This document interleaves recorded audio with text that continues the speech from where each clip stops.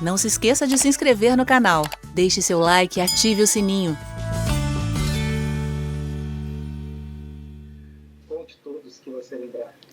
Bom, vocês podem me interromper, tá, Manassés? Eu não sei como é que é o processo aí, né, o padrão dessas reuniões, mas se você quiser interromper, fazer alguma pergunta, você pode ficar à vontade. Mas, como eu falei, eu tenho 52 anos de idade aproximadamente, né, já estou dentro do 52º ano da minha vida, mas eu sempre fui muito curioso a respeito de Deus, a respeito do sentido da vida, e eu me perguntava desde que era muito novinho, desde criança, eu queria saber de onde é que eu tinha vindo, para onde é que eu ia, o que acontecia depois que a gente morresse, se Deus existia de verdade. Então eu me preocupava bastante com isso. Ainda muito, muito novinho, eu me pegava pensando, né, sobre Deus, Ele estava assistindo a gente, se a nossa vida aqui na Terra era como se fosse uma espécie de uma novela que Ele assistia, um filme, uma coisa desse tipo, e eu não tinha respostas. A minha mãe, ela era católica, né, não tão praticante, mas queria tentar me orientar no caminho do cristianismo e me levou para a igreja católica durante um tempo na infância. Participei de grupo de jovens, aquela coisa toda, né? Fiz o catecismo e tal. Mas tudo muito superficial, eu não me satisfazia com aquilo que eles tinham para dizer, e eu achava, de fato, assim, uma grande tolice. Parecia que as histórias que me contavam sobre Jesus eram como se fossem histórias da Disney, de personagens inventados fabulosos. Eram fábulas, anedotas, coisas contadas assim que não eram verdadeiras, histórias reais. Mas o tempo foi passando, isso a partir dos meus 13 anos de idade, e eu comecei a me envolver com alguns amigos, né, já na adolescência, ali entrando na adolescência, pré-adolescência, e eu comecei a me envolver com uns amigos que me apresentaram as músicas de Raul Seixas. Raul Seixas foi um cantor, né, brasileiro da Bahia, e ele é considerado até hoje como o pai do rock nacional. O Raul, ele foi um homem muito inteligente, poeta, muito criativo, cantor, músico, ele foi um artista de mão cheia, e a despeito do fim da vida que ele teve, né, ele acabou influenciando muita gente do Brasil. Ele, antes de se tornar cantor, ele foi um arranjador, um que trabalhava por trás, né, nos bastidores, fazendo o trabalho para os outros artistas, promovendo os arranjos, os discos, os LPs naquela época, né, e tudo mais. Até que ele decidiu... Nesse momento, desculpa, você estava morando aonde? Fortaleza, que é a minha cidade natal. A minha vida inteira eu cresci em Fortaleza, vivendo lá, né? Com perto de 30 anos de idade aproximadamente aí, foi que eu vim para cá, para Paraíba, né, para Campina Grande. Mas a minha vida inteira foi sempre em Fortaleza. E eu ouvi as músicas do Raul e fiquei impressionado com ele. Raul Seixas, um cantor que falava de coisas que os outros não costumavam falar. Ele falava sobre Deus, sobre a vida, sobre a morte, sobre o inferno, sobre destino, controle, soberania divina, sobre destino no sentido de pessoas estarem pré-determinadas por Deus para viver uma coisa ou outra e desempenharem papéis segundo o estabelecimento dos deuses, né? Estabelecimento do Deus soberano. Raul, ele usava as terminologias cristãs nas músicas dele, falando de Jesus, de Judas, de coisas da Bíblia, porque ele queria comunicar a mensagem, e ele usava tudo que tivesse ao alcance dele. Mas o fio condutor da linha filosófica que o Raul Seixas abraçou, aquilo que ele realmente acreditava, a religião com a qual ele tinha mais afinidade, era a religião hinduísta. O hinduísmo é considerado uma religião muito antiga, uma das mais antigas do mundo, e ela tem diversas nuances, né? Tem uma espécie de proto-hinduísmo, que é antes do hinduísmo ser o que nós conhecemos dele hoje em dia, mas ele prega uma espécie de eternidade de todos os seres que emanaram de Deus, o Deus que é chamado na filosofia hindu de Brahma, ou Brahman, e esse Deus Todo-Poderoso, ele é o pai de todos os outros deuses. Na religião hindu tem muitos, milhares de deuses, mas tem 3 deuses principais que administram a criação divina, que eles chamam de Trimurti. É mais ou menos assim como a nossa trindade, né? É diferente, mas assim, a grosso modo é como se fosse mais ou menos a nossa trindade. Nessa Trimurti tem 3 deuses, um deles se chama Brahma, o outro todo-poderoso é o Brahman. Eu sempre troco o nome dos dois porque é muito parecido, né? Brahman e Brahma. E um deles é Brahma, o outro se chama Vishnu e o outro é Shiva. Brahma, Vishnu e Shiva. Um deles é o criador das coisas que nós conhecemos, o outro é o mantenedor, que faz com que as coisas continuem existindo, e o outro é o destruidor. Quando chega no período da destruição, então as pessoas que evoluíram espiritualmente voltam para Deus, descobrem a verdade que sempre buscaram entender durante as suas vidas, no plural, porque na filosofia hindu a pessoa vive diversas vezes, em diversas encarnações, e é por isso que Raul Seixas cantava nas suas canções, para quem conhece um pouco das músicas do Raul, que as pessoas deveriam tentar outra vez, que enquanto elas estivessem vivas, elas estavam com 2 pés para cruzar essa ponte, né? Falando sobre a travessia para essa dimensão espiritual, e que você não poderia desistir, porque tinha uma voz que cantava, que dançava e girava, bailando no ar, convocando as pessoas a terem contato com Deus. Raul Seixas acreditava que a música tinha sido deixada na terra por Deus para que o homem, através dela, voltasse para ele, e que, infelizmente, as pessoas estavam usando a música de forma banal. Isso Raul Seixas falava, tá? E ele, diferentemente dos outros cantores, estava tentando convocar as pessoas para que fizessem as pazes com Deus através das músicas que ele cantava.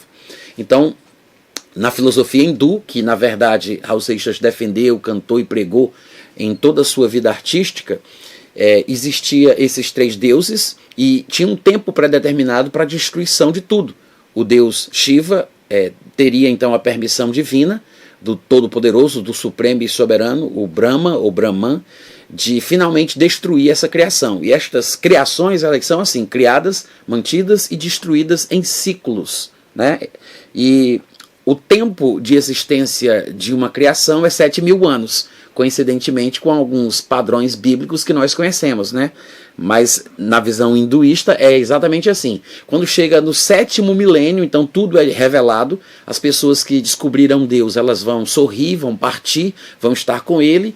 Quem infelizmente não amadureceu vai chorar e vai ficar, que é aquilo que Raul Seixas falava no Trem das 7. 7 ali é o 7º milênio, né? O Trem das 7 é a revelação final. Como ele também falava em outras canções, que será o dia que o mundo vai parar. Tem uma música dele, que também é o nome do álbum, onde está essa música, que se chama O Dia que a Terra Parou. Algumas pessoas na época da pandemia, inclusive, comentaram o seguinte, que Raul Seixas estava prevendo que ninguém ia sair de casa para comprar pão, porque a música dele falava sobre isso, mas as pessoas não entenderam que Raul, ele não falava somente de coisas naturais, ele estava pensando justamente nessa filosofia hindu, da revelação final de Deus no 7º milênio, quando o céu já não seria mais o mesmo céu que você conheceu, é um céu rasgado, rajado e suspenso no ar, e aí você ouviria a trombeta dos anjos e dos guardiões, e finalmente lá vem Deus descendo no céu entre brumas de 1000 megatons, ou seja, tudo seria finalmente revelado. E nesse dia, no dia que a Terra parou, não haveria mais doenças para curar. Então Raul não estava falando da pandemia, ele estava falando dessa revelação final, que está baseada na filosofia hindu. E por causa das músicas do Raul Seixas, eu acabei mergulhando no hinduísmo, né? Aprendendo... Pois é. Um conhecimento profundo aí no hinduísmo. Sim. O que o hinduísmo pensa sobre Jesus? Olha, eu não sei especificamente, mas normalmente os hinduístas acreditam que grandes gurus, líderes, pessoas iluminadas, elas estão mais próximas de Deus, como o caminho hinduísta ensina, do que as outras. Então, Jesus seria, considerando aí basicamente a filosofia hindu, um Brahmane iluminado, um ser humano que alcançou um status espiritual muito elevado, que por causa disso se tornou capaz de mostrar o caminho para outras pessoas. Apenas mais um. Ou seja, Jesus não seria muito diferente de um Mahatma Gandhi, por exemplo, ou de outras pessoas semelhantes. Mas Jesus não chega a se comparar ao Siddhartha Gautama, por exemplo. Siddhartha Gautama, para quem não lembra, para quem não sabe, é aquele que recebeu o título de Buda, né?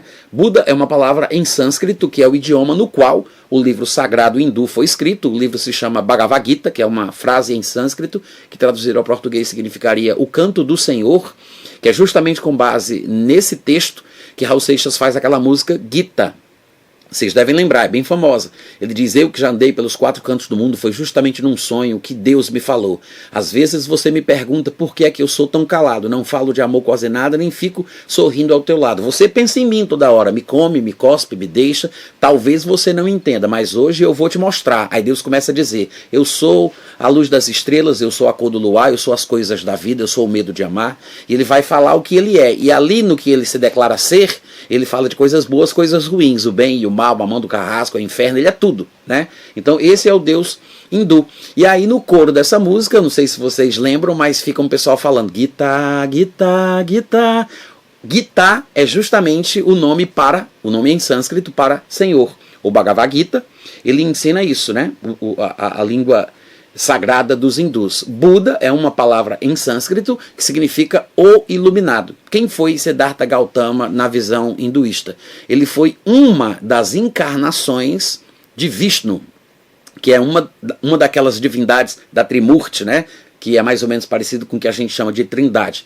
Então Vishnu, ele teria tido 9 encarnações, que eles não chamam de encarnações, eles chamam de avatar. Vocês já devem ter ouvido essa palavra muito por aí, né? Avatar é como se fosse um invólucro no qual eu entro para me comunicar com as pessoas daquela dimensão. Mas eu não sou do jeito que eles são. Eu uso aquele corpo emprestado para me comunicar, mas eu sou de outra realidade. Então o avatar, na nossa concepção ocidental, está perto daquilo que a gente chamaria de encarnação. É parecido com o que Jesus Cristo é para os cristãos. É parecido, tá? Mas ali seria o próprio Deus, né, manifestando-se em carne. E Siddhartha Gautama, que é o Buda, né, que recebeu esse apelido carinhoso aí, uma homenagem porque ele se tornou esse homem iluminado e tudo mais, Siddhartha Gautama seria a 9ª encarnação de Vishnu. E teria havido outras encarnações, uma das mais famosas é Krishna. Vocês devem já ter ouvido falar dessa palavra, Hare Krishna, né? Krishna teria sido uma das encarnações de Vishnu. Jesus, o Manassés perguntou o que é que Jesus é no hinduísmo, ele não é basicamente nada. Assim, dos grandes personagens importantes da história hindu, ele não é considerado coisa nenhuma, a não ser mais um iluminado. Ele não chega sequer a ser comparado com Siddhartha Gautama, que é o Buda, que seria uma das encarnações, um dos avatares de Vishnu, que faz parte da Trimurti hindu, tá? Mas eu estou contando isso para vocês, raramente eu falo de tudo, né? Não dá para a gente falar, mas assim, são detalhes que foram muito importantes para mim na época, porque eu achei que quando eu ouvia as músicas do Raul ele falava de coisas que ninguém falava. Ele falava da vida, ele falava do inferno, ele falava de Judas, ele falava de predestinação, ele falava de coisas assim absurdas para uma pessoa que não era considerada religiosa nos padrões convencionais. E para um garoto de 15, eu acho que, sei lá, 17 anos de idade talvez, que eu tinha na época, né? Eu não sei quanto tempo eu fiquei ainda fã e ouvindo as músicas do Raul até acabar tendo um problema muito sério e depois me convertendo. Mas eu ouvi muito Raul Seixas até quando eu vou me converter, né? Mas Raul acabou me influenciando de uma forma tão profunda que eu decidi estudar as coisas que Raul Seixas provavelmente tinha estudado para cantar o que ele cantava. Raul Seixas, eu digo assim, mas só vocês olhando as músicas do Raul para entenderem. Eu sei que alguns de vocês talvez conheçam. Se tiver aí um povo muito novo nessa reunião, nessa transmissão aqui, talvez não conheça muito as músicas do Raul Seixas, porque ele é um cantor de épocas passadas, é um estilo musical mais antigo, e às vezes as pessoas não têm nenhuma referência de quem se trata e do que é que ele falava. Mas algumas músicas são conhecidas, como essa Gita, por exemplo, né? Mas eu sei que as pessoas não entendem. Mas tem uma música dele que eu costumo usar, até mesmo quando eu estou pregando uma palavra e ensinando em seminários, eu costumo usar, não só essa, mas uma das que eu uso mais, é uma música que se chama Judas, para mostrar para vocês o nível de pensamentos e de filosofias e de abordagem que o Raul Seixas fazia sobre as coisas da vida de uma forma geral, para você entender como isso me impactou e por que foi tão sério na minha vida o que o Raul Seixas pregava em suas canções. O nome da música é Judas.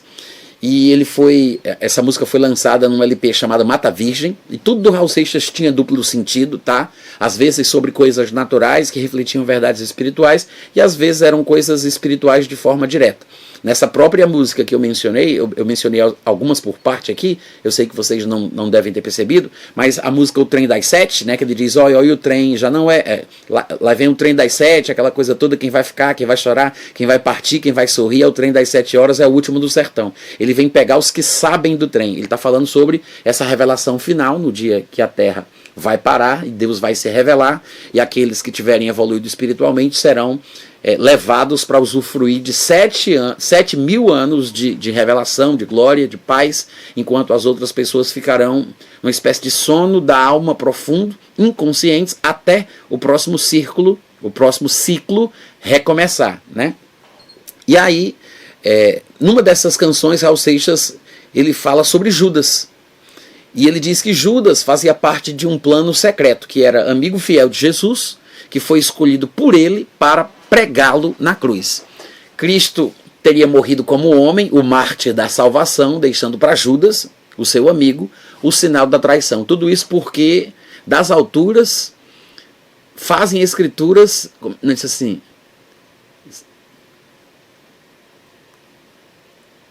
eu tenho que, eu não consigo lembrar e recitar sem cantar, mas ele diz, eu sou Judas, parte de um plano secreto, amigo fiel de Jesus, eu fui escolhido por ele para pregá-lo na cruz. Cristo morreu como homem, mártir da salvação, deixando para mim, seu amigo, o sinal da traição. É porque lá em cima, lá na beira da piscina, olhando os simples mortais, das alturas, fazem escrituras e nunca nos perguntam se é pouco ou demais. Aí na segunda estrofe, Judas continua dizendo, se eu não o tivesse traído, eu teria morrido cercado de luz, porque fazia parte dos 12, né? Mas o mundo então não teria a marca sagrada da cruz.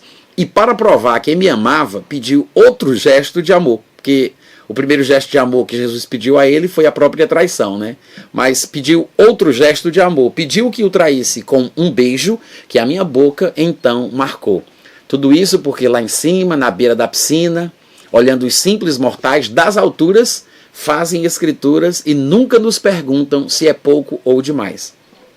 Você deve imaginar como é que uma adolescente de 17 anos de idade, que já buscava sentido nas coisas da vida, deveria se sentir ouvindo uma música dessa, né? Muitos evangélicos ouvindo isso ficam confusos, porque parece ter fundamentação bíblica, e eu que não conhecia absolutamente nada, então assim, eu ficava angustiado, eu chorava profundamente de soluçar quando eu ouvia essas músicas, essa e algumas outras também, porque Raul Seixas ele não dava respostas, ele fazia perguntas. Só que as perguntas que ele fazia eram tão profundas que me pareciam perguntas muito honestas, muito sinceras, que apontavam para uma interpretação da qual eu não poderia escapar, de que Deus provavelmente controlava tudo, tudo estava dentro dos planos dele e não importava o que eu fizesse, o que eu vivesse, eu estava vivendo aquilo que Deus havia predeterminado para mim. E isso me angustiava, a ideia de que eu não tinha escolha, de que eu estava destinado ao céu ou ao inferno, e o que quer que eu vivesse, eu viveria porque Deus quis que fosse exatamente daquela forma. E, claro, através da minha vivência, nessa época, eu também já estava usando drogas, eu comecei a fumar maconha por volta dos 13, aproximadamente, e através da convivência com alguns amigos da turma que fumava maconha, né, que cheirava cola, tomava comprimido, a galera que era drogada como eu acabei conhecendo as músicas de Raul Seixas. E passei um período, né, vivendo assim, só que o que acontece é que 3 coisas influenciaram para um problema muito grande que eu vou ter, né, em um determinado momento da minha vida. Eu vou ter um surto psicótico, eu vou ficar esquizofrênico paranoide, vou tentar matar minha irmã enforcada, mas depois disso tudo eu vou me converter. Mas 3 coisas contribuíram para que isso acontecesse. Primeiro, a minha ascendência genealógica. A minha família, por parte de mãe, quase toda ela é cheia de esquizofrênicos paranoides. Eu sei que a gente não conhece muito bem sobre isso, mas parece, pelo que eu andei pesquisando depois, que existem 4 tipos de esquizofrenias. Eu não sei se isso mudou, tá? Eu não sou da área da saúde, mas até onde eu me lembro, parece que existem 4 tipos de esquizofrenia. E a mais popular, a mais comum, embora seja a mais violenta, é a esquizofrenia paranoide. É a mais severa, pelo fato da pessoa ver e ouvir coisas que não são reais. Ela tem alucinações, ela ouve vozes, ela vê na dimensão espiritual, né? Ela vê coisas, os animais falam com ela, e é uma coisa realmente perigosa, porque na paranoia de cada louco, a pessoa pode pensar que tem que destruir um inimigo com o qual ela está interagindo, que na verdade é a sua mãe, seu irmão, seu pai, e é por isso que esquizofrênicos são perigosos. E muitos, às vezes, são detidos através de grilhões, né, de correntes, de cordas, e são enjaulados, porque são perigosos para si e perigosos para outros. E o que acontece é que na família da minha mãe, por parte de mãe, existia diversos esquizofrênicos paranoides. Eu tive um primo chamado Fernando, que inclusive se matou através da loucura. Desde muito novo ele teve um surto e nunca mais voltou ao normal, até o dia do seu suicídio.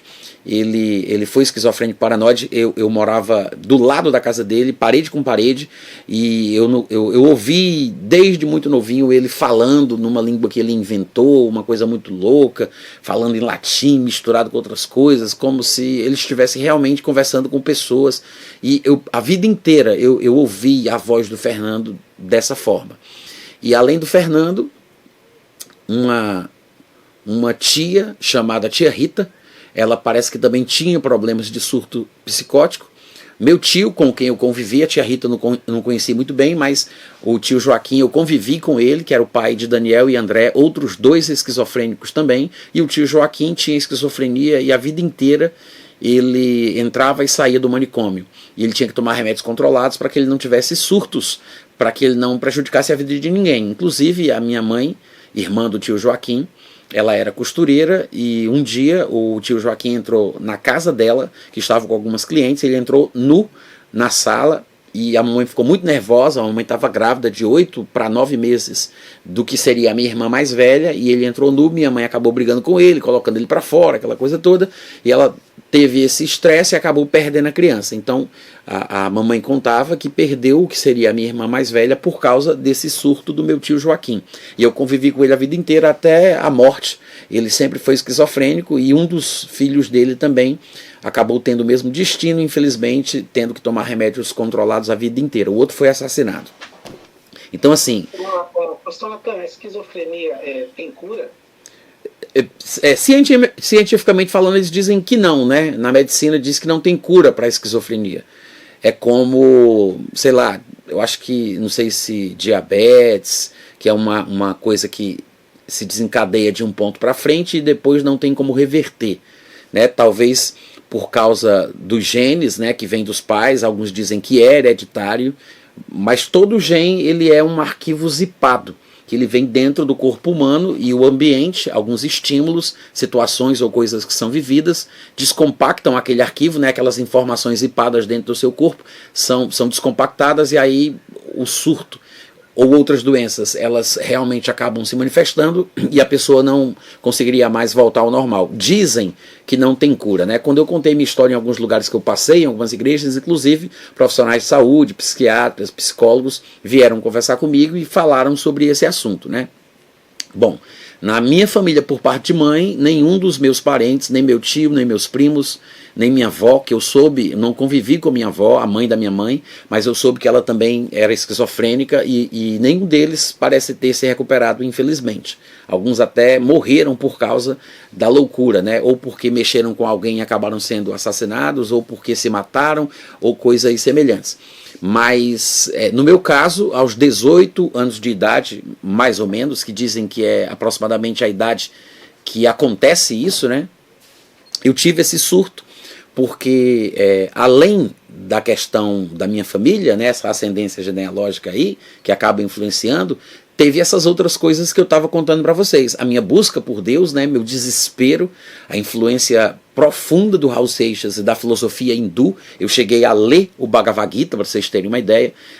Reviralta Borel traduziu ele para o português. Naquela época eu tive a sorte de encontrá-lo, né? Não sei se é sorte, né? Hoje em dia, eu não sei se foi sorte, mas eu encontrei o livro traduzido por Reviralta Borel. li o livro em português e foi quando eu comecei a praticar o Mantra Yoga, Bhakti Yoga, Raja Yoga, que são as yogas para o desprendimento, né, para você poder sair do corpo, voltar para Deus, que essa deveria ser a busca do ser humano, que é justamente aquilo que eu achava que eu devia fazer, como Raul Seixas também cantava e como o Bhagavad Gita ensinava. E através dessa questão genética, as músicas do Raul Seixas, o uso de drogas, você coloca tudo isso nesse caldeirão aí, nessa panela do diabo, né? Mexe isso aí você imagina no que é que vai dar, né? Então, não tinha como ser diferente. Infelizmente, eu tive um surto psicótico ali por volta dos meus 17, 18 anos de idade. E para encurtar a história, porque são muitos detalhes, muitas coisas, muitas ideias, sentimentos e pensamentos que eu tive, né? E eu nunca nem cheguei a falar o que era que eu sentia. Poucas vezes eu falo assim com os amigos, nos bastidores, né? Quando a gente está conversando e tal, em algumas refeições que a gente faz. Que você lembra tudo, né? Mesmo enquanto você estava na loucura, você lembra como que era estar na loucura. Lembro de quase tudo, da grande maioria das coisas eu lembro. Lembro do que eu sentia, lembro do porquê que eu fiz o que eu fiz, o que eu estava buscando, o que eu pensava, o que eu achava que estava acontecendo, de coisas que aconteceram. Eu não tenho assim, uma visão nítida de tudo, né, do que estava acontecendo, tenho mais do que eu achava que estava acontecendo, do que eu vivi, do que eu experimentei na minha perspectiva, mas também lembro assim vagamente de alguns episódios durante o processo de loucura, de conversão e tudo mais. Mas a minha irmã, que também participou desse processo, acabou se convertendo na mesma época, ela sempre me conta as partes que eu não lembro, que eu não estava consciente, né, que aí ela me conta o que eu não consigo lembrar. Mas, oi? É interessante. Continue, meu pastor, vamos lá. Aí, nessa idade, misturou tudo isso e, obviamente, eu tive um surto, fiquei louco, corri nu no meio da rua, na rua onde eu morava, onde eu cresci, tentei matar minha irmã enforcada. Graças a Deus não deu certo, né? Quase. Oi? Dentro de casa você tentou Tentei. matar ela. Sim, a gente estava... eu estava passando por um processo, antes do ápice, né, do auge dessa situação toda, eu estava passando por um processo que eu achava que estava evoluindo. Eu comecei a ouvir vozes, comecei a falar com animais, comecei a ver coisas como se fossem visões proféticas, com o olho aberto, vendo, né, tô de noite, de repente tudo muda, aí o céu é de dia, e meio-dia eu tô vendo coisas, seres, anjos. Então assim, eu achava que estava evoluindo, estava no caminho certo, porque eu nunca tinha tido essa experiência na minha vida, né? Então eu achava, olha, finalmente encontrei o caminho para descobrir Deus. Eu tô tendo experiências sobrenaturais e eu acho que mais cedo ou mais tarde, né, eu vou acabar chegando lá onde ele se encontra para eu poder falar com ele e fazer minhas perguntas. Então, nesse processo, que foi um processo de dias, né, enquanto eu estava meditando no Bhagavad Gita, praticando as yogas que o livro ensinava, tentando me evoluir, né, amadurecer, e na época eu tinha um cabelo grande, enrolado, brinco na orelha, então eu tinha raspado o cabelo, porque aquilo era vaidade, parei de fumar cigarro, parei de fumar maconha, parei de usar drogas, parei de ter relacionamento íntimo com mulheres, porque tudo aquilo ali me atrapalhava na minha busca espiritual, então eu comecei na minha cabeça, tá, gente? Eu comecei a procurar a purificar. Você se dedicou 100% ao hinduísmo. Exatamente. Renunciou várias coisas para essa religião. Pô, em casa, tá? Isso foi em casa. Não foi assim, eu fui para um lugar, não. Eu estava em casa, lendo o livro Bhagavad Gita, ouvindo as músicas do Raul Seixas e comecei a praticar isso, né? Sozinho em casa, porque achava que esse era o caminho da verdade.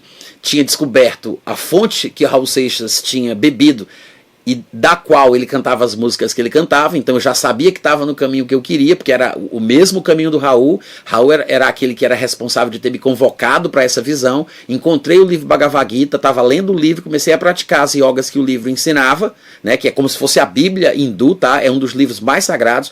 O Bhagavad Gita é uma coleção que conta uma história de uma guerra que teve por uma cidade sagrada da Índia, e durante essa guerra um príncipe guerreiro chamado Arjuna foi instruído pelo avatar de Vishnu, que é a encarnação de Deus, né? Uma espécie de encarnação de Deus, que é Krishna. E Krishna falava com Arjuna sobre a vida, sobre a morte. Arjuna estava preocupado que ia matar parentes, primos nessa guerra, e aí Deus, né, Krishna, começa a falar para ele quem ele é, como é que as coisas são, que essas pessoas não morrem de verdade, e vai explicar sobre tudo, o universo. Então esse é o Bhagavad Gita, é o conto dessa conversa entre Krishna e Arjuna. E o Bhagavad Gita, ele faz parte de uma coletânea sagrada chamada Mahabharata, que é uma coletânea sagrada hindu. Então, quando você fala os Vedas hindus, quando você fala o Mahabharata, quando você fala o Bhagavad Gita, para uma pessoa que entende, você está falando do que há de mais sagrado na cultura hindu. É o que há de mais sagrado. É como se fosse, a grosso modo, a nossa Bíblia, né? Então, porque eu estava lendo o Bhagavad Gita em português e achava que tinha descoberto a fonte da qual Raul tinha bebido, eu acreditava que estava no caminho certo e estava chegando perto de Deus, por causa das experiências. Você tendo essas visões, né? Você tendo essas visões, imaginando que está no caminho certo, que está tudo bem, até aí você não está louco, ou está? Eu acredito que a loucura... Você está vendo o que está acontecendo né? Como? Você sabe o que está acontecendo, o que você está vendo, imaginando que as orações, aí, os yogas, te levou a isso, do livro que você está praticando, até aí não é a loucura, ou será que é? Eu acho que sim. Eu achava que era aquela loucura que Raul Seixas falava, né? A loucura real, o maluco, beleza, considerado como doido, porque tem uma experiência incomum, mas ele sabe o que está fazendo, né?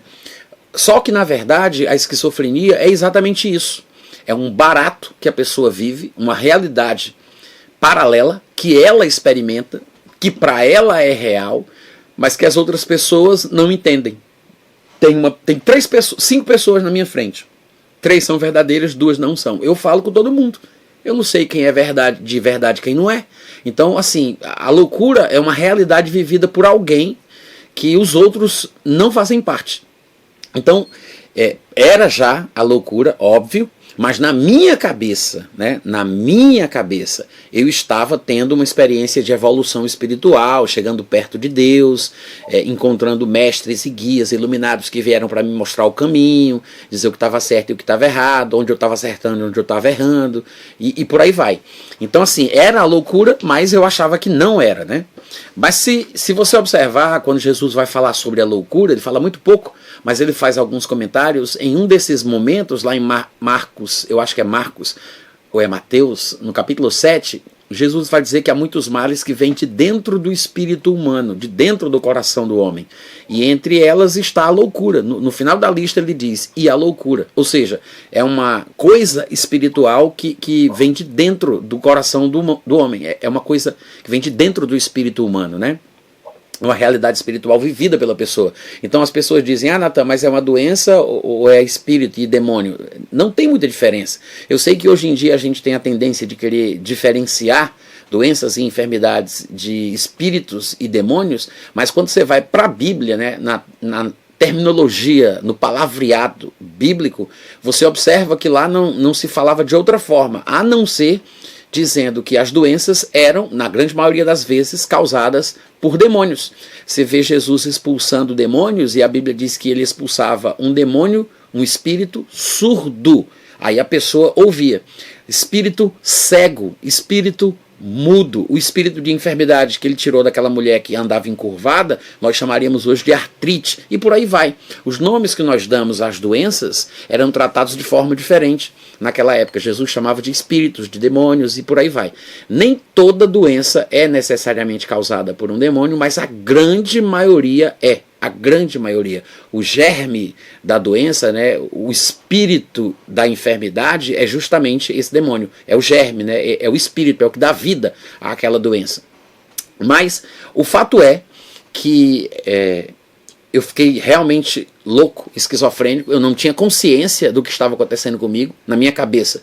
Eu estava evoluindo, amadurecendo, chegando perto de Deus, eu estava acertando na minha prática religiosa através da filosofia hinduísta, só que nesse processo eu fui perdendo a noção da realidade. E minha irmã ela percebeu que alguma coisa estava estranha. Eu tinha raspado meu cabelo, eu estava soltando esses sons esquisitos no momento que eu praticava os mantras, e ela ficou com medo. até que ela foi buscar ajuda de um colega nosso que estava sendo evangelizado pela irmã dele que estava desviada.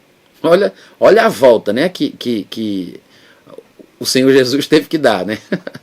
Aí esse colega foi na nossa casa e foi me evangelizar, repetindo as palavras que ele ouviu quando ele estava sendo evangelizado pela irmã dele que estava desviada. Eu não entendi nada, a minha interpretação foi absolutamente diferente do que ele achava que estava dizendo, mas foi nesse dia que a minha irmã, que estava lá presente, e outros crentes também se reuniram para orar por mim, a minha irmã acabou ficando possessa, ela foi endemoniada, caiu no chão, começou a grunhir daquele jeito que vocês devem conhecer. Mas o povo não tinha experiência, né? Eram novos convertidos e alguns inexperientes, não sabiam como expulsar aquele demônio, tentaram, não conseguiram, acabaram levando a gente para uma igreja evangélica, uma Assembleia de Deus que coincidentemente era pastoreada pelo meu tio, irmão do meu pai. E me levaram lá, me levaram a minha irmã, essa turma toda, né? Era a irmã desse meu colega, esse meu colega, um vizinho, a minha irmã e eu, tinha mais alguém. E levaram a gente nessa igreja, estava tendo um casamento, aí levaram para uma casa do lado e uma obreira que tinha experiência em expulsar demônios, acabou atendendo lá a gente e expulsou o demônio da minha irmã, ela confessou Jesus, esse meu colega lá de adolescência, da época da capoeira, que estava evangelizando a gente, né? Na verdade evangelizando assim, repetindo as coisas que a irmã dele que estava desviada falou para ele. Aí ele se converteu, minha irmã se converteu, a irmã dele que estava lá também reconciliou com Jesus, e eu, aspas, confessei Jesus da boca para fora. Na verdade eu não vou nascer de novo nesse dia, mas eu repeti as palavras que eles pediram para eu repetir e acharam que eu tinha me convertido. Voltamos para casa e foi nessa noite que eu tive o surto, que foi quando eu perdi o controle do que estava acontecendo, e foi a noite que eu tentei matar a minha irmã enforcada. Muito provavelmente, porque quando voltamos para casa, minha irmã já era crente, né, já tinha sido liberta, e ela estava incomodada com a presença do diabo na minha vida, né, gente? Eu estava ali com o cão nos couros. E naquela noite, claro, eu já estava vendo coisas, ouvindo vozes, tendo experiências sobrenaturais, cheguei a ver um olho na minha testa, e vi seres, vultos, falei com alguns deles, ouvi vozes, etc. Né? Muita coisa, muito detalhe, muita coisinha assim. Mas nessa noite, a minha irmã estava lá assustada, orando, né, pedindo a Deus por proteção, para fazer alguma coisa também em meu favor. Ela não era crente assim de muitos anos, ela tinha se convertido naquele dia, né? Então ela não tinha experiência de nada. Mas ela ficava, Jesus, Jesus, falando a mesma coisa que tinha ouvido quando expulsaram o demônio dela algumas horas antes. E nessa noite, depois de acontecerem algumas coisas, ela me contou isso, tá, gente? Essa parte eu não lembro, porque eu estava inconsciente. Mas a minha irmã disse que num determinado momento eu cheguei perto dela, na cama que ela estava dormindo, cutuquei ela, acordei e pedi para ela fazer silêncio. Coloquei as mãos no pescoço dela e comecei a enforcar. E apertando para matar, segundo ela dizia, né? Ela conta isso de vez em quando, aí quando ela vai nas igrejas pregar, testemunhar, ela fala isso. E aí eu comecei a tentar matá-la, e a minha mãe ouviu o barulho, né? E correu para dentro do quarto e tentou me tirar, e a minha mãe muito forte, mas não conseguia me tirar de cima da minha irmã, e quando ela conseguiu puxar o braço, que aliviou um pouco a minha irmã começou a falar. Aí disse, você não tem autoridade nessa vida, eu te repreendo em nome de Jesus. Ela disse que falou aquilo porque era o que ela lembrava de ter ouvido quando falaram para ela, né, que ela estava endemoniada, e levaram para a igreja, lá naquela igreja que eu falei para vocês, e começaram a repetir isso para ela. Sai dessa vida, você não tem autoridade, em nome de Jesus, eu te repreendo, Satanás. Ela disse que começou a falar isso também, repetiu, que foi quando eu voltei. Quando eu voltei para mim, né, que eu acordei, porque eu não me lembro de nada disso, elas que me contaram, a mamãe e a minha irmã. Aí estava a minha mãe de um lado, minha irmã do outro, eu estava batendo, estapeando a minha mãe, aí eu parei, acordei, olhei, vi elas duas, a luz acesa, e eu sem saber do que estava acontecendo. Daí a minha mãe preocupada, nervosa, né, correu para pegar uma Bíblia que estava lá na sala, aquela Bíblia zona grande, católica e tudo mais, para poder rezar, para pedir alguma coisa, né, para poder eu ficar bem, etc. E daí ela trouxe a Bíblia, eu ainda tentei repetir o que ela queria, né? A reza do Pai Nosso. Aí quando eu estava rezando o Pai Nosso, uma voz saiu de dentro da minha garganta que não era minha. E eu fiquei assustado, porque era tipo filme, sabe? Aqueles filmes que a gente assiste do Exorcista, daquele tipo ali, daquele naipe. Uma vozona assim de demônio, uma coisa assustadora. Aí eu me apavorei, saí correndo do quarto onde a gente estava, que era o quarto, meu quarto e o da minha irmã. Passei pelo quarto da mamãe, que ela... Desculpa, na leitura do Pai Nosso? Na reza, foi. Eu disse, Pai Nosso que estás no céu, santificado seja o vosso nome. Quando eu disse, venha a nós o vosso reino, quando eu disse essa parte, aí não conseguia falar. Foi quando a voz saiu de dentro de mim, né? E eu percebia que era um demônio, que não era eu que estava falando. Aí eu me assustei e saí correndo. Passei pelo quarto da mamãe e eu saí num corredor em direção à cozinha. Só que antes de entrar no corredor... quando eu passei pelo quarto da mamãe, tinha um demônio de uns 2 metros de altura, na minha frente, assim, de um vermelho escuro, um vermelho quase cor de sangue, assim, sabe? Muito sangue, que você olha, parece preto, né? Mas era um vermelho muito escuro. Essa era a cor desse demônio, de 2 metros de altura, muito musculoso, e ele tinha... pelos que pareciam espinhos, mas muito, muito finos, assim, bem fininhos, do tamanho de um dedo, mais ou menos. Todo o corpo dele era assim, né, banhado desses espinhos até a cintura, porque da cintura para baixo eram pernas de cavalo. Gigante, com a protuberância assim na testa, como se fossem extensões para chifre. Não havia o chifre, mas era como se fosse o chifre, né? E aquilo me assustou. Eu olhei... com os olhos abertos, assim, do jeito que eu tô olhando para essa câmera, tá, gente? E eu vi ele, eu tive aquele calor nas minhas costas, né, na nuca, e eu assustado, e ele assim, na minha frente, até que eu olhei assim para ele todo, né, e eu percebi que ele tava batendo a perna, e ele batendo a perna, e eu olhei para mim, a minha perna era, na verdade, igual a perna dele, e a minha perna estava batendo igual a dele. Ou seja, era como se... eu estivesse na frente de um espelho e aquele demônio estivesse em mim e que eu representasse aquele demônio, alguma coisa desse tipo. Eu não entendia muito bem na época, mas aí eu saí correndo no corredor e quando eu cheguei na sala de janta, na sala que a gente morava, tinha uma janela que eu acho que se chama de basculhante, se eu não estiver enganado, e eu abri esse basculhante, né, aquelas janelas que fazem assim, e quando eu olhei para o céu, né? Quando eu olhei para o céu, naquela hora era quase meia-noite, mas eu vi o céu todo iluminado, como se fosse meio-dia, mas é porque 4 mísseis nucleares, que era o que eu sabia que estava acontecendo, ninguém me disse, eu olhei e entendi que era isso, 4 mísseis nucleares estavam subindo no céu, deixou tudo iluminado e eles iam explodir, né? E era uma catástrofe que ia acontecer no mundo, e eu estava vendo o futuro. Em diversos momentos do meu processo de loucura, eu fui no futuro e voltei. Eu vi coisas do futuro e contei para as pessoas. E esse foi um desses momentos, né? Eu vi o futuro, eu sabia que era o futuro. Na minha loucura, era assim que eu estava experimentando as coisas. E aí a minha mãe chegou atrás, querendo me pegar, e eu tentando fugir da minha mãe, até que eu consegui me desvencilhar dela, fui para a sala, eu acredito que eu estava muito incomodado, porque a minha irmã, que agora era crente, estava sempre, né, o nome de Jesus, em nome de Jesus, e aquela coisa, e isso provavelmente estava perturbando o demônio que estava influenciando a minha vida naquele momento. E aí eu tentei sair, a minha mãe não deixou, me segurou, ela era muito forte, até que eu inventei uma desculpa, ela me largou, aí eu corri para a janela, abri a janela, pulei o muro, tirei a roupa, fiquei nu e saí correndo no meio da rua. Na rua 20 de abril, paralela a Humberto Monte, pertinho ali do Colégio Cristos, para quem conhece Fortaleza aí fica a referência, era ali que eu morava. Aí eu saí correndo até que um vizinho foi me pegar, trouxe uma roupa para eu vestir, meu pai acabou chegando lá, ele já morava fora lá de casa, minha mãe chamou ele chegou em casa, me pegaram, me levaram para um hospital psiquiátrico. Eu acho que, eu não me lembro... Pastor Natan, foi nessa noite que você viu um terceiro olho na testa? Foi, um pouco antes de enforcar a minha irmã. Antes de enforcá-la, né, de tentar matá-la, eu estava tendo sensações estranhas, ouvindo vozes, e estava tendo uma certa perturbação. E a minha testa estava mexendo, eu sentia que ela estava vibrando, como se fosse, sei lá, uma coisa que é mole, mas eu botava a mão e era tudo duro, mas ela mexia, vibrava. Aí eu me levantei, fui até o espelho do banheiro, que ficava justamente pertinho dessa sala de janta que eu mencionei aí, e quando eu olhei no espelho tinha um olho aqui na vertical, nossos olhos são na horizontal, né? E esse olho estava na vertical.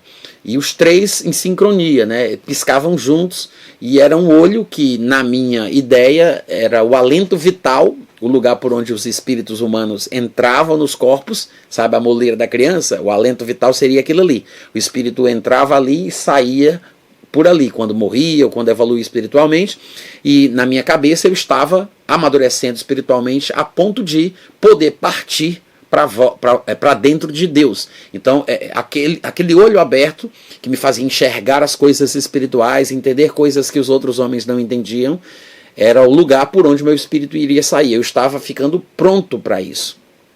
Então, um pouco antes de matar minha irmã, eu tive essa experiência aí, que quando eu voltei para a cama, tentei dormir, não consegui, até o momento em que eu apaguei, que foi essa parte que eu não lembro, né, que eu falei para vocês, que quando eu acordei eu estava em pé e minha mãe e minha irmã, uma do lado da outra, eu batendo na minha mãe, e esse processo todo que eu estou contando para vocês. Quando o papai chegou em casa, depois de tudo isso, eles me levaram para um hospital, daí me deram uma injeção. Quando eu acordei eu estava num manicômio, ou outro hospital psiquiátrico, e lá eu fiquei internado por 40 dias. Eu fiquei enjaulado, amarrado numa cama de cimento, eles me pisaram no meu pescoço, me cuspiram, me bateram, e me deixaram amarrado lá, até que outro doido veio e me desamarrou. Mas a maioria do tempo que eu fiquei nesse manicômio, eu fiquei nessa jaula. Uma jaula mesmo, tá? É uma cama de cimento com argolas de aço, que são usados para amarrar o doido quando ele está dando trabalho. Não tem colchão. Eu fiquei nessa jaula. E eu tive que tomar remédios controlados até que eu fiquei um pouquinho mais fácil de ser dominado, bem leso, né, todo prejudicado ali. Aí foi quando eles me liberaram para ficar no pátio para receber visita. Quando a minha mãe me viu pela primeira vez nesses 40 dias, né, que ela me viu, ela ficou tão assustada e tão doída que ela decidiu me tirar de lá. Pouco tempo depois ela voltou no manicômio, assinou um termo de responsabilidade e me levou para casa. E os médicos disseram que eu tinha que tomar um remédio controlado pro resto da vida, que era basicamente a mesma coisa que meu tio Joaquim fazia, né? Ele também tinha os remédios para tomar, e eu tive que tomar esse remédio durante um tempo, mas minha mãe não queria mais me deixar lá. Eu fiquei ainda um ano tomando remédios controlados e dando muito trabalho, fazendo muita confusão, ainda tendo algumas alucinações. Só que agora, meu primo, que era o meu melhor amigo, tinha se convertido, estava indo para a mesma igreja da minha irmã também já era crente, aquele colega da capoeira lá que veio evangelizar crente, a irmã dele também convertida, minha mãe também estava indo para a igreja, eu estava cercado de crente de tudo que é lado, né? Então o pessoal começou a orar por mim, interceder, impor a mão, e foi um processo árduo, demorado, mas depois de muito tempo eu acabei me convertendo. Ouvi aquela mensagem da última trombeta, né? Tive uma sensação muito forte de que havia uma arca de Noé no céu esperando as pessoas se converterem para serem tiradas do mundo, e aí aceitei Jesus. E desse dia para frente eu comecei a ler a Bíblia. Só que na minha igreja, como novo convertido, eles tinham um pensamento voltado para o predestinismo, o calvinismo, essa loucura diabólica, né? Peraí, você saiu do manicômio, ficou 40 dias lá, e ficou tomando remédio por um ano. Aproximadamente um ano. Aproximadamente um ano. Depois disso, quanto tempo até se converter? Um ano, né? Um ano. Aí quando foi depois desse um ano eu me converti, aí nasci de novo. E ainda tomando remédio? Tomava, mas logo que eu me converti, um rapaz que ouviu falar da minha conversão, que era o braço direito do fundador de uma igreja em Fortaleza chamada Vale de Bênção, e ele me conhecia porque a gente estudou no mesmo colégio quando eu era drogado, e ele era pastor. Aí ele soube que eu tinha me convertido, ele foi me procurar e começou a me discipular. E ele me apresentou os livros do irmão Reagan, Kenneth Reagan. Tinha muito pouco naquela época, e os livros do irmão Reagan ensinavam sobre fé, sobre cura, sobre livre-arbítrio, tudo diferente do que a minha igreja ensinava. Graças a Deus por esse rapaz. E foi através dos livros do irmão Reagan e do T.L. Osborne que eu fui curado, né? Lendo sobre fé, sobre cura, eu acabei acreditando naquele ensinamento, recebi fé para ser curado e parei de tomar remédios. Minha mãe não queria que eu parasse de tomar remédio, ela ficou muito assustada. A gente já era crente, já ia para a igreja, aquela coisa toda, mas eu ainda tinha que tomar os remédios, né? Só que como eu estava crendo no que a palavra de Deus dizia por causa desses ensinamentos, eu tomei essa decisão e parei de tomar remédio. Já faz mais de 30 anos que eu não tomo mais aquele remédio, Mas assim, o que me trouxe a fé para receber a cura foi o ensinamento específico da palavra de Deus sobre esse assunto através dos livros do irmão Reagan e T.L. Osborne. Então, estudando sobre cura, é que você alcançou a cura. Podemos definir assim? Sim, claro, foi isso, mas foi um processo. Não foi uma coisa imediata, instantânea. Foram meses lendo, estudando, indo para a igreja, tomando remédio ainda. E o meu entendimento ele foi mudando, né? Fui restaurando, renovando o meu entendimento, fui ganhando fé, crescendo espiritualmente, até que eu estava plenamente convicto, porque a fé vem pelo ouvir a palavra de Deus. Então, quanto mais eu lia, quanto mais eu ouvia, mais aquilo me fortalecia espiritualmente. E eu acabei crendo suficientemente para parar de tomar remédios. Eu tomei remédios durante um tempo, até que eu conseguisse crer para que eu pudesse parar de tomá-los, né? Minha mãe tinha muito medo que eu parasse, porque ela tinha convivido, né, com o seu irmão Joaquim, e ela sabia como é que era a vida de um esquizofrênico quando ele parava de tomar remédios. Então, assim, ela não queria, mas eu estava muito convicto, muito crente, muito firme, acabei batendo o pé dizendo que não tomaria mais. E eu disse que Jesus tinha levado suas dores, levado minhas doenças, minhas enfermidades, juntamente com meus pecados e minhas iniquidades na cruz do Calvário. Pelas suas feridas eu tinha sido sarado. E eu cria que a cura era um direito meu como filho pelo nome de Jesus, e assim foi. Então eu acabei parando de tomar remédios ali e fui curado, e pouco tempo depois eu comecei a estudar o Novo Testamento mais profundamente e comecei a pregar também. Mas foi assim, minha história de conversão, isso faz muitos anos, né? Eu me converti em 1989, 1990, mais ou menos, é uma dessas duas datas, ou foi no final de 89, ou foi no começo de 1990, e já faz alguns anos, e graças a Deus que eu fui liberto, né? Fui salvo e fui curado, em nome de Jesus. Olha, eu achava que eram anjos, né? Eu falei assim para simplificar, mas na minha cabeça, na minha loucura, eu achava que eram seres angelicais ou guias espirituais, seres evoluídos que vinham com a missão de me conduzir ao paraíso, à comunhão com Deus, coisas desse tipo. E às vezes Deus, eu achava, né, que Deus ele fazia com que eu recebesse mensagens da parte dele através de animais que falavam comigo. Uma vez um bode conversou comigo na frente da minha casa e eu interagi com o bode. Depois é que eu percebi que o bode estava tipo assim, sendo usado por Deus, né, para me instruir sobre as coisas que eu estava estudando. Mas eram experiências, na verdade, diabólicas, alucinações, loucura. Eu acredito que não havia nada de Deus ali, embora Deus estivesse sempre acompanhando, né, sabendo de tudo, vendo pelo que eu estava passando e tentasse me alcançar de alguma forma, tentando me abençoar. Na minha loucura eu estava mesmo era sendo conduzido por demônios, né?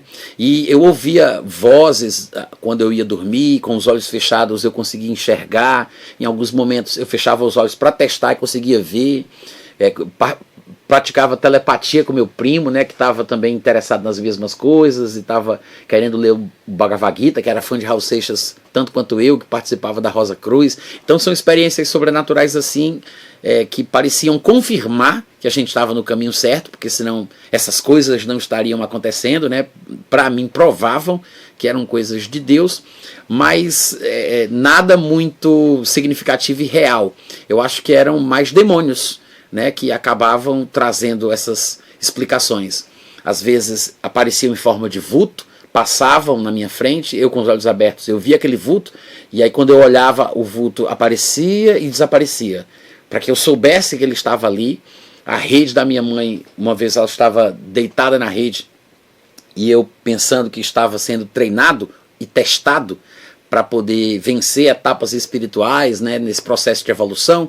Aí quando eu entrei no quarto da minha mãe, ela dormia de rede, aí a rede começou a fazer assim, né, a chacoalhar, ela dentro da rede, tá? E ela fazia assim como se não tivesse nada, como se fosse, sei lá, uma cobra, alguém brincando assim numa corda.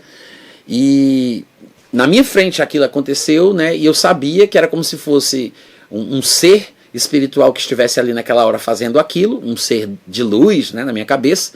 Eu não via ele, mas sabia que ele estava ali, porque a rede da minha mãe, não iria chacoalhar e mexer daquele jeito se não fosse uma coisa sobrenatural. Mas por que ele estava fazendo isso? Para eu encarar os medos de ver coisas absurdas e entender que a matéria ela era subjugada a essas forças espirituais que eu estava descobrindo agora. Então eu coloquei a mão na rede, a rede voltou ao normal, e isso era uma espécie de treinamento e teste pelo qual eu estava passando para que eu pudesse enfrentar as novas etapas. Então essas experiências, elas foram muitas assim durante esse período, né, em que eu fui ficando cada vez pior, até tentar matar minha irmã e finalmente internado, etc e tal, mas na verdade já era a loucura, a esquizofrenia paranoide se manifestando, né? Então é basicamente isso. Entendi. Muito bom, muito bom. Para quem tem pessoas muito doentes em casa, pastor Natan, qual que é a palavra que você deixa?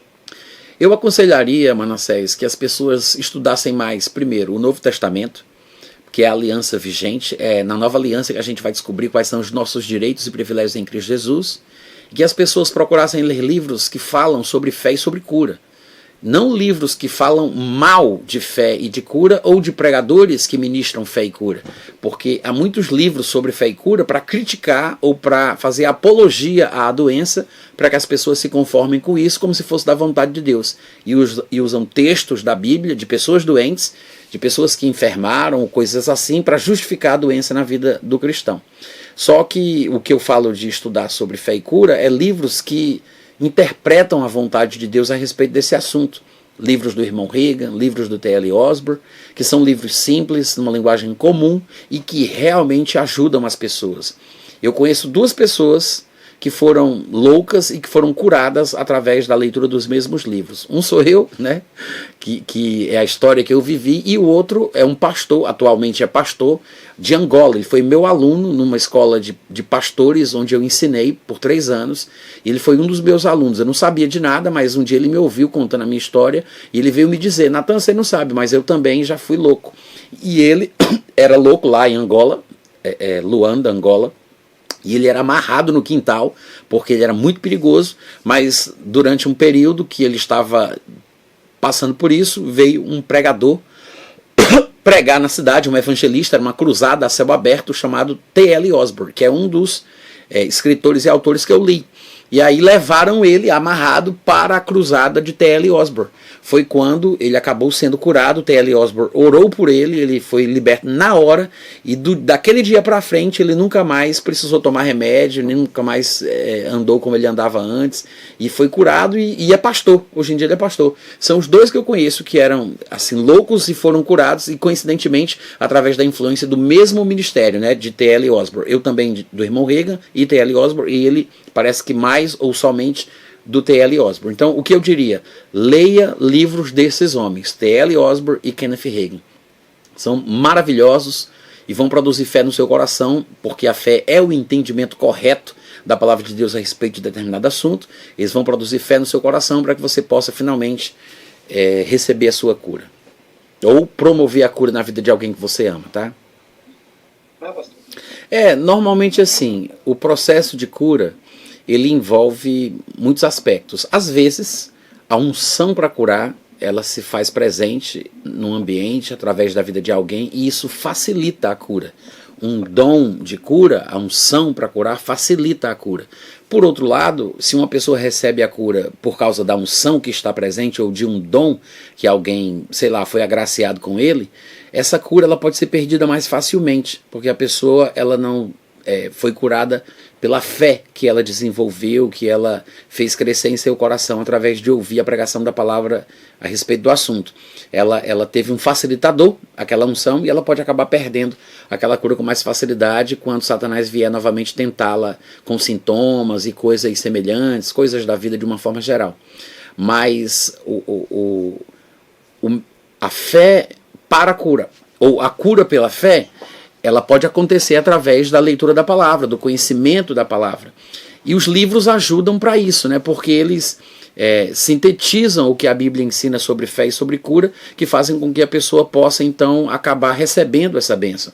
Não tem nada que a gente receba como crente se não for através do nosso conhecimento da palavra de Deus. Até a nossa salvação é consequência de palavras que a gente ouviu. Ninguém consegue ser salvo sem ouvir a pregação do evangelho? Como é que invocarão aquele de quem nada ouviram? Como ouvirão se não há quem pregue? São palavras mediante as quais serão salvos as pessoas e a sua casa. São as palavras que salvam, porque as palavras trazem a fé. A fé vem com as palavras. Quando eu entendo a mensagem, quando as palavras fazem sentido para mim, estas palavras abraçadas, recebidas, se transformam naquilo que a gente chama de fé. Fé é a convicção de um fato invisível, é a certeza de uma coisa que eu espero. Essa convicção e essa certeza são consequências do conhecimento adquirido. É um conhecimento revelado, que vem de Deus, do Espírito Santo, que dá essa convicção espiritual. Então você pode ter convicção no coração para ser salvo, para ser curado, para receber o Espírito Santo e para muitas outras coisas na vida. Todas as bênçãos espirituais estabelecidas por Deus para nós em Cristo Jesus são nossas. Tem em Cristo o sim e o amém. São nossos direitos e nossos privilégios. Mas a gente só vai usufruindo à medida que a gente ouve sobre o assunto, crê e se apossa daquilo que nos pertence. Assim como fizemos na salvação. Jesus morreu por todos, né? A bênção é para todo mundo. Mas mediante a fé é que nós usufruímos, nos apossamos daquilo que é nosso por direito. É para todos os seres humanos. Mas o que nos dá herança é a fé na palavra, a fé na mensagem. Então é preciso conhecer as Escrituras, é preciso conhecer a vontade de Deus a respeito desse assunto. A vontade de Deus é expressa na sua palavra. Quando eu não conheço a palavra, eu não conheço a vontade de Deus. Quando eu conheço a palavra, eu conheço a sua vontade. Ao conhecer o que Deus quer, eu vou ter convicção. A convicção é a fé. Sem convicção, não existe fé. Que é por isso que às vezes as pessoas têm a fé da sorte, né? Elas, sei lá, esperam que aconteça, oram para ver se dá certo. Se der certo, deu, se não der, não deu. É a fé da sorte, né? Está na mão de Deus, se for da vontade dele, se ele quiser, né? Deus é que sabe o que faz. Então as pessoas muitas vezes atribuem a Deus a responsabilidade pelo que acontece ou não acontece, porque acham que tudo que acontece pelo controle de Deus. É como se Deus estivesse decidindo quem vai ser curado, quem não vai, quem vai ser salvo, quem não vai, quem vai para o céu, quem vai para o inferno. Então Deus é o detentor dos acontecimentos bons ou ruins, da cura ou da doença, E é assim que as pessoas acabam perdendo a bênção, porque elas não entendem o que o Novo Testamento ensina sobre o assunto. É por isso que eu sempre recomendo a leitura desses livros, porque eles mudam a nossa forma de entender as coisas, a nossa perspectiva, e a fé, ela finalmente faz a diferença na nossa vida quando a gente tem o entendimento sobre o assunto. O meu conselho seria esse, tá? Estude, leia esses livros, ouça essas mensagens, procure os livros do irmão T.L. Osborne. Eu vou aconselhar alguns livros aqui para você. Você pode procurar o livro O Testemunho da Fé, o livro Como Receber a Cura Milagrosa e o livro Curar Enfermos e Expulsar Demônios. Esses três, tá? Se você quiser ler outros livros do irmão Reagan, por exemplo, você pode ler o livro O que Fazer Quando a Fé Parece Fraca e a Vitória Perdida, Compreendendo Como Combater o Bom Combate da Fé. E só esses dois do irmão Reagan e esses três do irmão T.L. Osborne. Leia esses livros e abra o seu coração, e eu tenho certeza que você vai ser muito abençoada com o que você vai aprender ali, tá?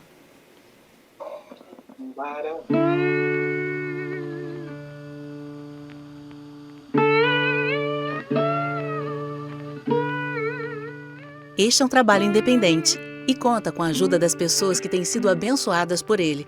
Se você quiser fazer parte do grupo de mantenedores desta obra, se informe das opções disponíveis na descrição deste vídeo. Agradecemos pela atenção e pelo carinho. Deus abençoe.